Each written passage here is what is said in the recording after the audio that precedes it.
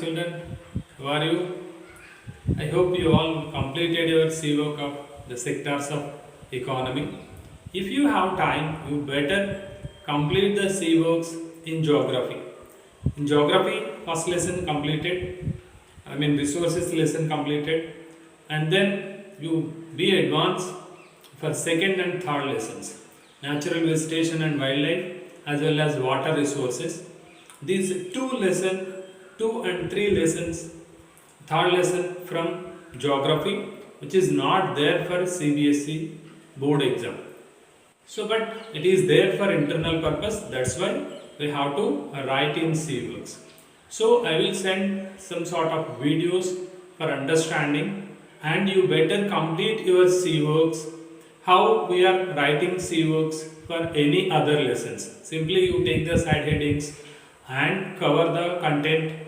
If you know the question and answers, you can write down. If you don't know, leave one line of space. You will write the questions later. In this way, you better complete your C works of geography second and third lessons. By that, you need not write again. And in the same way, in political science, two lessons are completed, isn't it? Power sharing as well as federalism. And third lesson, again, diversity. In that lesson also you need not, which is not there for CBSE board exam, but for internal purpose we have to learn the third lesson of political science also. In that lesson also you can start your C works, you can write. I will send you videos as well as some sort of PDF textbooks. So by that, whenever you have time, you write the C works. So once if you complete the C works during this vacation time, so when our school reopens, you may more focused on learning process. So then come to the lesson, the sectors of Indian economy. In previous class, we already discussed about different three sectors within the economy: primary, secondary, as well as tertiary sectors. And we learnt about how to calculate the value of goods and services which are producing within the economy. That means GDP. We learnt about the GDP, how they calculate the GDP also we discussed in previous class itself. So in GDP is nothing but the total value of all the final goods and services produced in a country during a period of 1 year is known as GDP, gross domestic product. So here we consider only the final value, final goods. If you take intermediate goods, so the value will be doubled and tripled. In previous class we discussed with examples also. If we take all the stages, we have to take only the additional value which is added at that stage. In previous class we learned thoroughly. And another way, the formula also we discussed. Simply GDP is equal to C plus I plus G plus X minus M. C means the total aggregate value of consumer goods. I means the total value of capital goods which is produced within that particular year, plus goods produced by the government and services rendered by the government. That what we call it as a government expenditure. And net receipt means exports minus imports. By that also, in that way also we can calculate GDP of a particular nation. And what is our GDP also we discussed. So the highest GDP is recording by US with $21 trillion, and next second largest economy in the world as far as GDP is concerned is China with $14 trillion, and third Germany with more than $4 trillion US, and Japan nearly $4 trillion, and India is in fifth position with little less than $3 trillion US.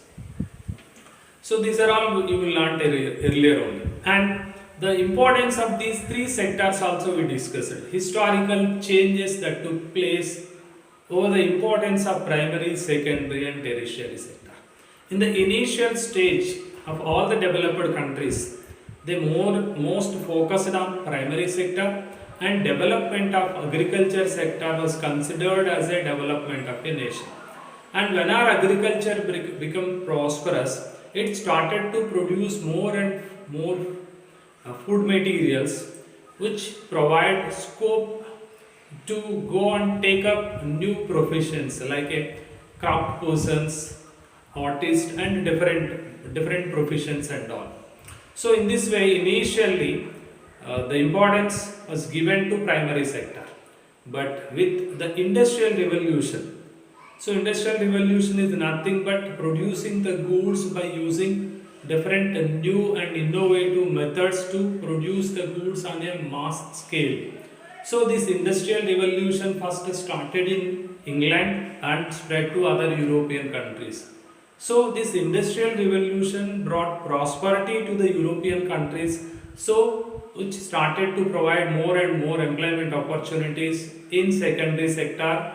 So that's why the importance also shifted from agriculture sector to industrial sector.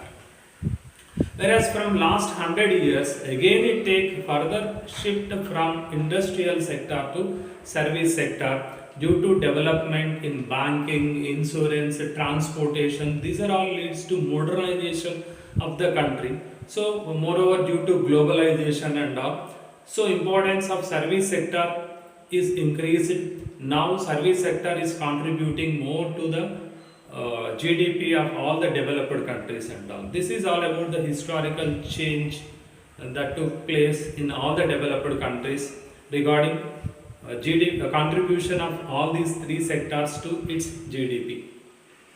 And in previous class only we discussed about what about India, especially we discussed it in a graph, bar graph from 1973-74 to 2013-14. What are the changes that took place in India regarding GDP? How much agriculture, industry and service contributed to the Indian GDP in 1973-74, at the same time 2013-14. And we discussed about even employment share in 1973-74 as well as 2013-14. Let us go back once regarding how, which is the changes that are taking place. So let us discuss, go back once how GDP contribution to the GDP from primary sector as well as secondary sector that took change. At the same time, how employment share changed over a period of time. By that we can understand how Indian economy is transforming and compared to developed countries and all. So when you compare the, go through the developed country, so most of the contribution to the GDP is from secondary and tertiary sector. So that kind of transformation which we notice in India also. See once again, this is GDP by primary, secondary and tertiary sector in 1973-74.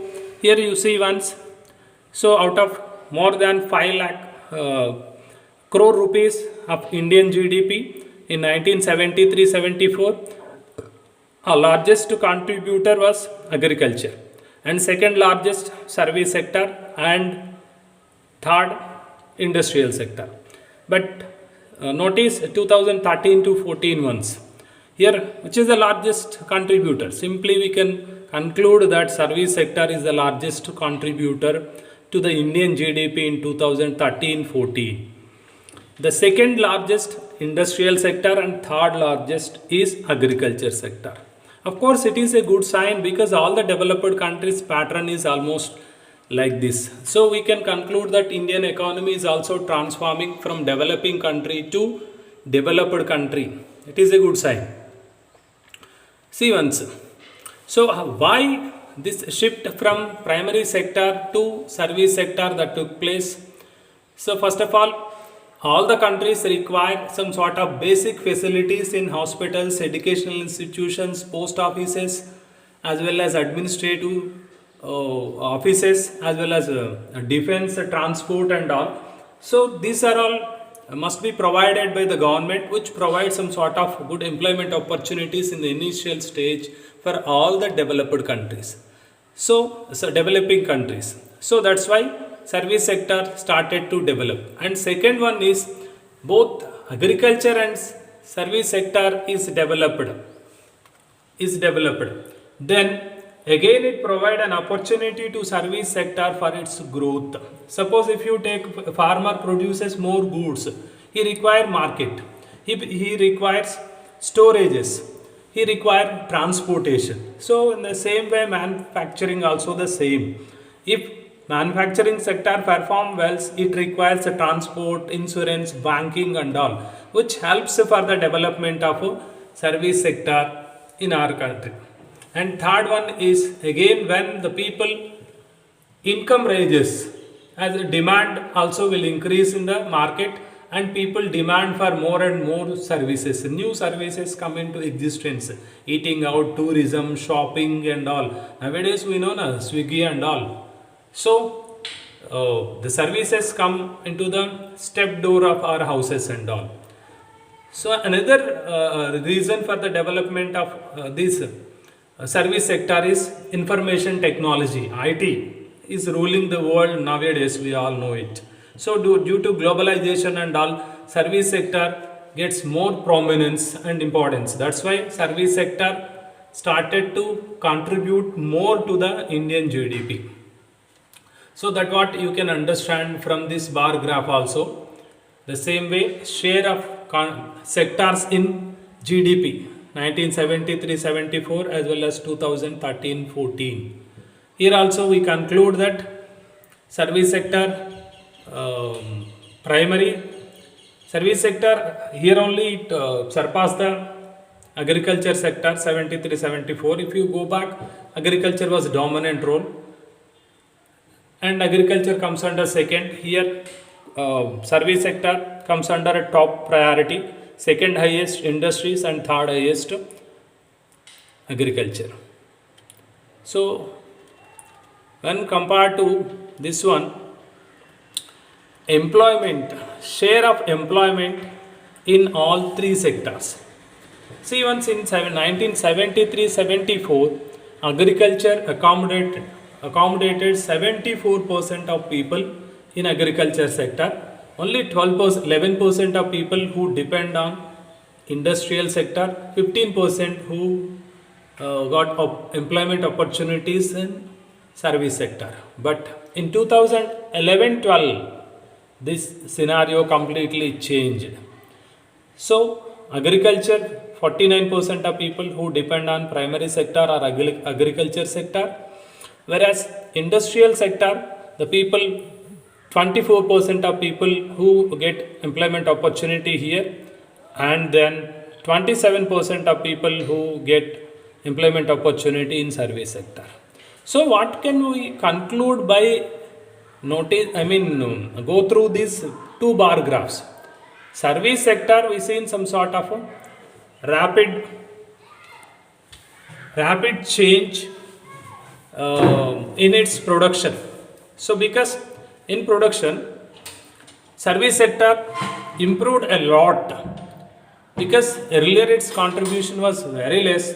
Now it is the largest contributor. Almost 68% of Indian GDP is contributing by service sector only, but it provides employment opportunity to only 27% of people. Did you notice the variation? 68% of contribution from service sector, that sector is providing employment opportunities to only 27%. Whereas industrial sector somehow okay, when compare its GDP's contribution and employment share is almost okay, healthy. But whereas agriculture is contributing only 12% of income to its contribution to its India's GDP, but still it is the largest sector in employment. 12% of income is producing by 49% of people in our country. Here the problem is there. So why this problem arises in India? So we discussed that 14 industrial sector over this 40 years of period, its production increased 9 times, but employment increased only 5 times, 3 times, sorry. So come to service sector, its production, the value of services increased 14 times, but whereas employment opportunities in service sector increased only 5 times. So where is the problem? Here more number of people are engaged in agriculture sector. It is contributing only 12% of GDP. Here 12% of GDP is sharing by 49% of people in our country. That means, is it primary sector require these many people in primary sector? The obvious answer is no. Why these many people who engaged in agriculture? So if we take some of the people from agriculture sector, still production as well as productivity will be the same. That means more and more number of people who are working more than its requirement. Suppose in agriculture requires 50 crores people, but more than that are working in agriculture. So whoever working more, if you remove from that sector, still production won't be changed. So that what we call, this situation is known as underemployment. So in the case of underemployment, so first of all we have to know the meaning of a unemployment.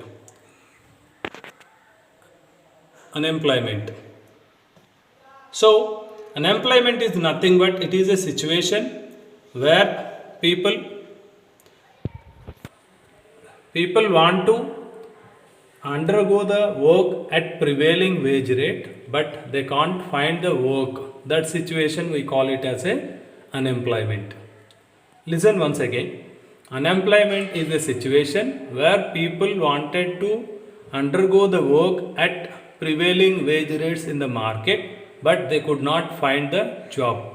That phenomena we call it as a unemployment. It is clearly visible.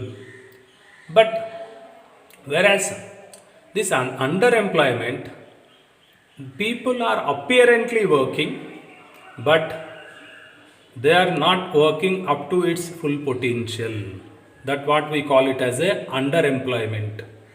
See once again, the people are apparently working, but they are not working less than their full potential.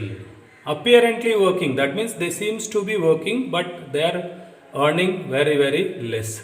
If you take off some of the people, still production or productivity won't be changed.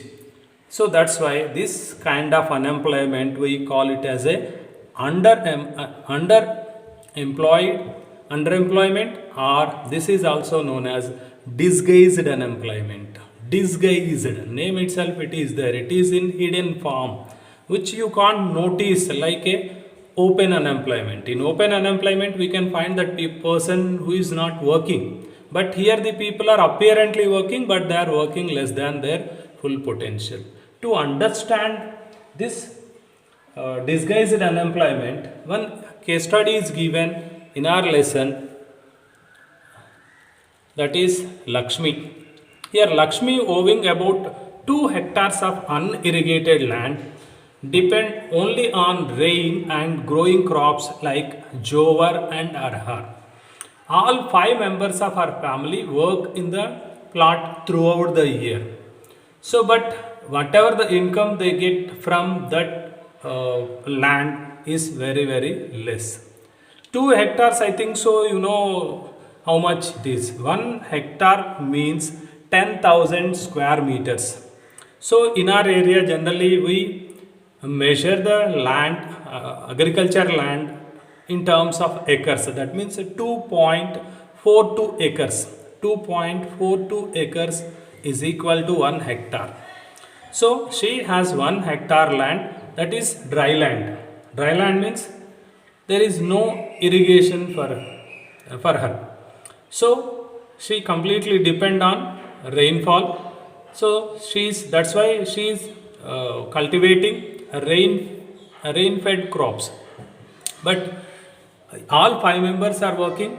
Generally, at what times in agriculture we find work during the time of sowing, as well as weeding, manuring, and harvesting, or application of fertilizers and pesticides. These are all the agricultural operations in our country. So only during these times these people have employment. But what the Lakshmi family says, all the people who engaged in agriculture. But if you take off these people from agriculture, here one case is given regarding this Lakshmi's family only.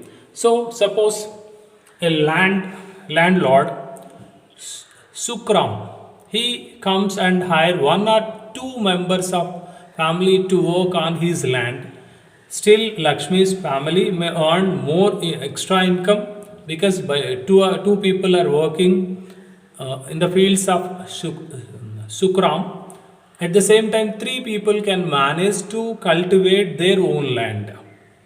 So that's why their income increases, but production as well as productivity from their 2 hectares of land will be the same. Then, so that what we call it as a disguised unemployment.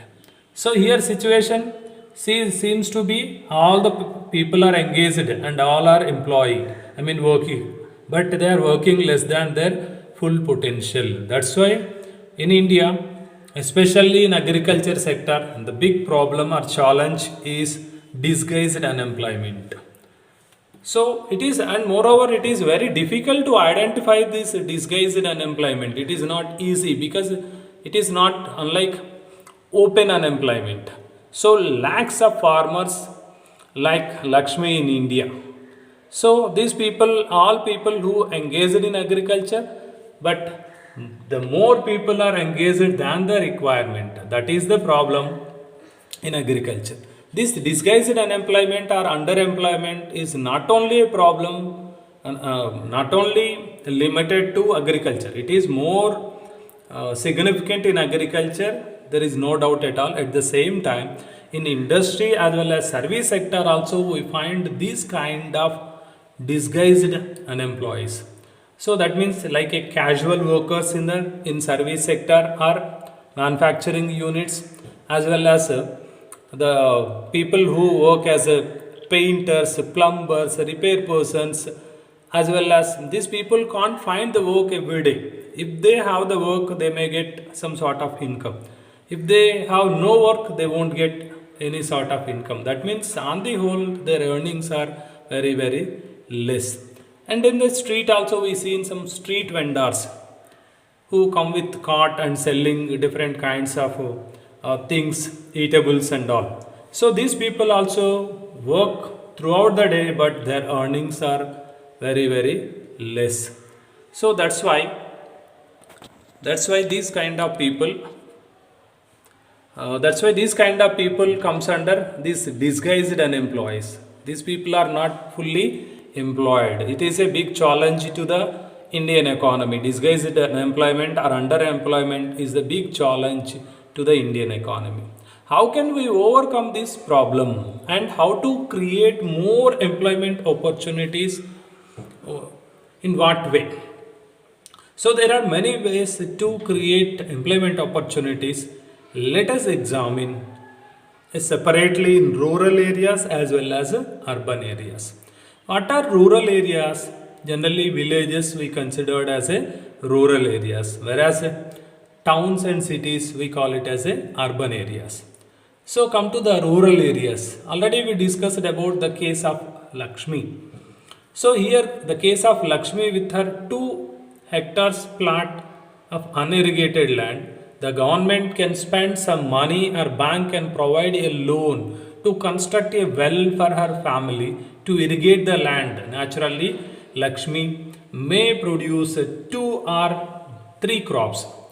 She may produce a second crop as a wheat again in Rabi season. It provides employment opportunity to that remaining one or two people. So, so in this way, in the same way, farmers farmers we can increase the employment opportunities by increasing irrigation facilities to the farmers like Lakshmi's family. So in this way we can increase or create more employment opportunities in agriculture sector by increasing the irrigation facilities. How can we increase the irrigation facilities? By constructing more and more projects or dams by the government. By that more and more land will bring under irrigation. By that we can produce more, and agriculture sector itself accommodate more employment opportunities within agriculture. And farmers like Lakshmi and all, if we provide irrigation facilities, naturally she may produce more from the same piece of land, and she may sell in the market. She requires more transport facilities, and she requires storage facility, and that's which again creates employment opportunities. If government provide at least basic infrastructural facilities in rural areas, naturally investments also will come to the rural areas which provide employment opportunities. And Lakshmi need is not confined to water alone. To cultivate the land, she also needs seeds, fertilizers, agricultural equipment, and pump sets to draw the water and all. For all these purposes or for the investment, she need loan. Especially last year, I think so, we learnt in Rampur a village economy, how the farmers get their capital. So farmers get the capital, especially large farmers. From their surplus, they may sell in the market, which helps to invest the money in the next crop season. But whereas small farmers, their self consumption is more, their surplus is generally less. That's why these people again has to depend on money lenders or banks or relatives for loans. So that's why for the development of rural areas, especially in agriculture sector, we have to provide loans to the farmers at reasonable interest. So that what we call it as a formal source of credit. So then generally credit can be divided into two: formal credit as well as informal credit. Formal credit means banks, cooperative societies, government institutions provide loans at reasonable interest rate. These are all comes under formal source of credit. Money lenders, relatives, friends, these generally charge higher interest. These are all comes under informal source. So this topic we will discuss in the next lesson, money and credit. So in this way, if we provide more and more employment, more loan facilities, again which create more employment opportunities. So in the same way, we can create more employment opportunities in rural areas by encouraging industries, especially small scale industries, agro based industries. If we encourage the agro based industries in village areas, it provides some sort of employment in village, and very that means raw material is available in rural areas itself. And then storage facilities, if we provide, again it creates employment opportunity. Creating employment opportunity is like a chain. If once we start to create employment opportunity, again it helps for the widening of the economy. In rural areas, especially near the forest areas and all, if we can encourage the people to collect some honey. So in this way, to processing industries of vegetables, fruits and all, so which again creates employment opportunities in rural areas. In this way, we can create employment opportunities in India. See once, Especially, do you know that in India about 60% of population belong to the age group of 5 to 29 years. 60% of people, their age group is 5 to 29 years. Out of this, only 51% are attending educational institutions. What about that remaining 49% of people? These 49% of people, mostly they are away from the schools. Most of the children are working as a child labor. If we bring all the children who are out of the schools into the schools, it requires more number of schools, it requires more number of teachers for these people, and it requires more, I mean, infrastructural facilities for schools and all, so which generates at least 20 lakh new jobs in educational sector alone. This is estimated by planning commission. So they used the word erstwhile planning commission. That means planning commission is no more. In previous lesson we discussed planning commission was replaced by Niti Aayog. What is the full form of Niti Aayog? National Institution for Transforming India. So it was planning commission was replaced by Modi's government in 2014. So as per the planning commission estimations, if we bring the children who are dropouts are out of the schools, if we bring to the schools in either government schools or private schools, which generates 20 lakh new jobs, which is essential nowadays. All the people 100% literacy, we are talking about 100% literacy rate and all. So which is a basic need. Education is a basic need as well as it is a fundamental right as per Indian constitution.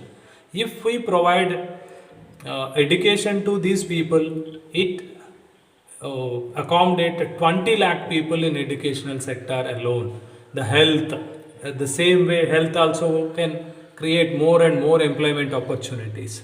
So I will tell some sort of surprising things as per the suggestions of nutritionists. Each person has to eat at least 300 grams of vegetables per day. But in India, 180 grams of vegetables are available. That means if all the people wanted to eat 300 grams, still it is not there in India. That means we are taking less than the suggested quantity of a nutritionist. As well as fruits, each person has to eat 100 grams of fruits per day, but only 58 grams of fruits are available per person per day in our country.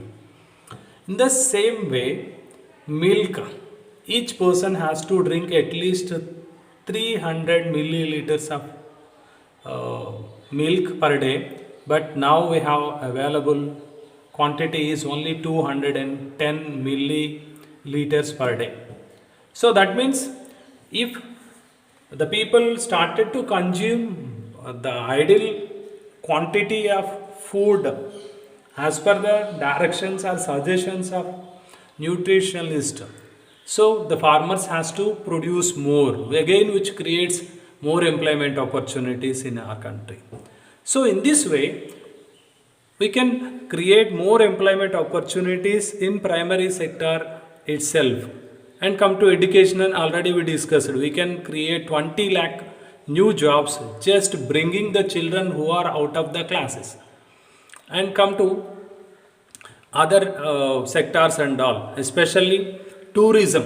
With less investment, we can create more employment opportunities in tourism. Because in tourism, if once tourism is developed, which provides more and more employment opportunities with less investment, because once tourists come to that particular place, he may get accommodation in nearby hotels, he may get food, he may need some sort of entertainment, he spend money. So in all these ways, more employment opportunities will be generated in our country.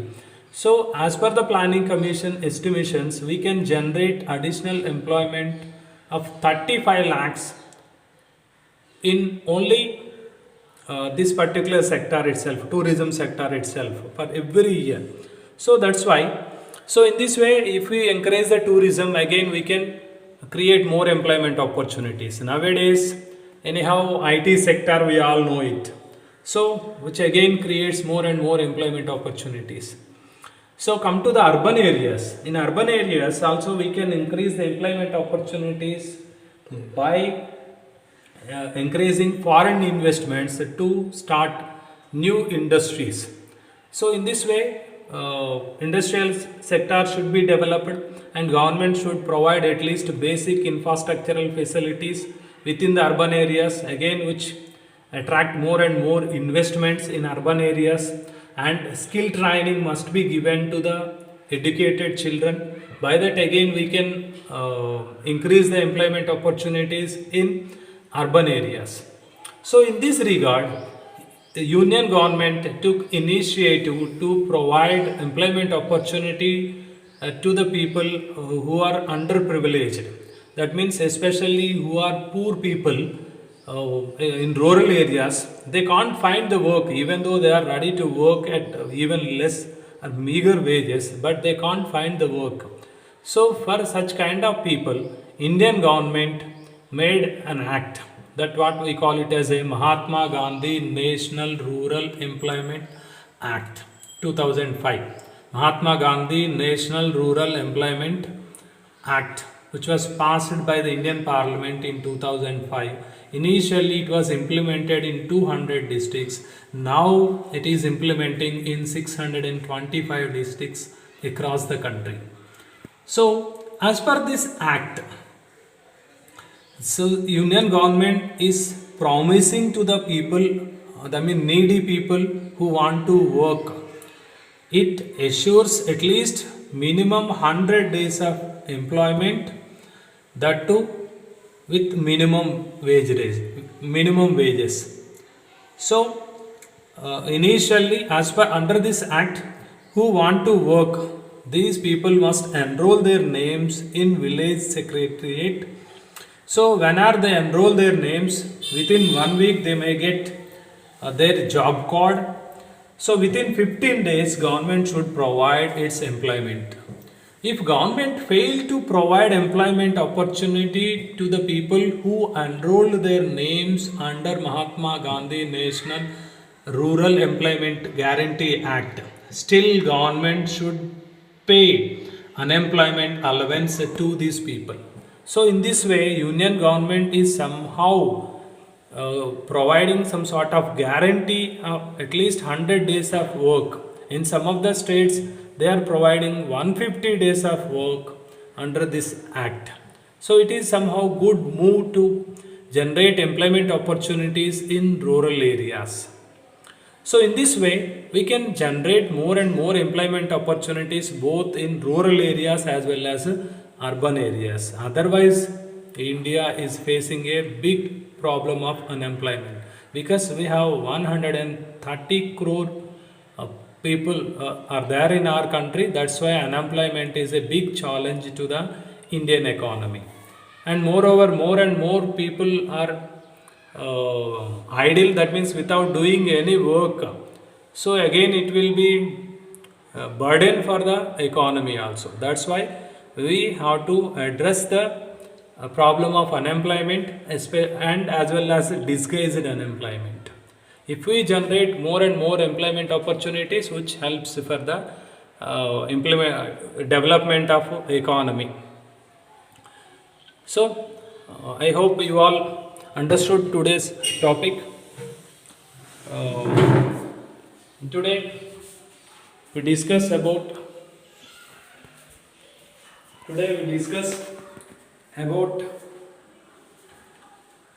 mostly we discussed about the problems of unemployment. So unemployment, here we learned two kinds of unemployment. The first one is open unemployment. In open unemployment, it is a situation people are ready to undertake the work but they could not find the job. So that what clearly visible, people are not working. But disguised unemployment or under unemployment, This is a peculiar case. In this case, people are apparently working, but they are working less than their full potential.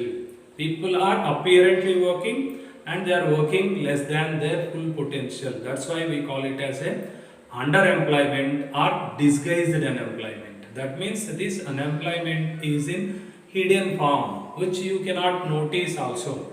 The best example we discussed about Lakshmi's family. 5 members of Lakshmi's family who are working on their own field, 2 hectares of land. If we pull out 2 or 3 from their land, still they can produce the same. So that's why this what we call it as a disguised unemployment or under unemployment. It is a big problem to the Indian economy. And then how can we overcome all this problem of unemployment also we discussed. So how to create employment opportunities in both rural areas as well as urban areas. What is the role of government as well as the role of people as well as the role of industrialists and all. So in this way we have to create more and more employment opportunities in our country, then only country will be emerged as a developed economy. Okay, right. Thank you.